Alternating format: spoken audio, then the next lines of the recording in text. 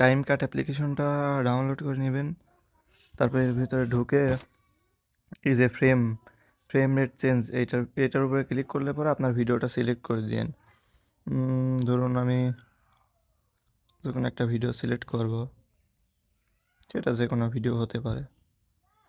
আচ্ছা, এটা একবার করছি, এটা 60 FPS আছে অলরেডি, ঠিক আছে, স্মুথ আছে। তারপর আর একবার করি, এটার উপরে ক্লিক করার পরে এই যে অপশন আছে 240, তবে আমি রেকমেন্ড করবো 240 কখনো না করার, কারণ 240 করলে ভিডিও নষ্ট হয়ে যায়, ফেটে যায়।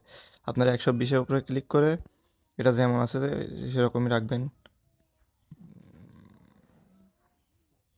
যেমন আছে সেমনই রাখবেন। তারপরে কনভার্টে ক্লিক করে এখান থেকে আপনার ভিডিওটা 4K হবে নাকি হচ্ছে 2K হবে এটা সিলেক্ট করে দিবেন, ঠিক আছে। 4K 2K এটা আপনার মন মতো সিলেক্ট করে দিয়েন।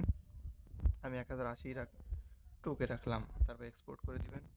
এটা অনেকটা কি সময় নেবে, ঠিক আছে।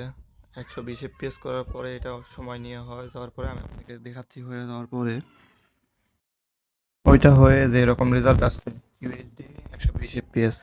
আপনারা ভিডিওটা দেখেন, অনেকটা স্মুথ, যদিও 60 FPS এ ভিডিও রেকর্ড করা ছিল, একটু স্মুথলি ছিল, তারপরে 120 FPS দেওয়ার পর অনেকটা স্মুথ হয়ে গেছে, একদম সুন্দর, ঠিক আছে।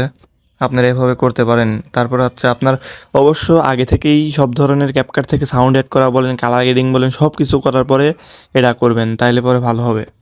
মানে এটা মাথায় রেখেন, ক্যাপকাট থেকে আগে থেকে কালার গ্রেডিং, তারপর আপনার যত রকমের সাউন্ড মিউজিক অ্যাড করা সব কিছু করার পরে এটা করার পরে তবে ব্রাউজার দিয়ে আপলোড করবেন।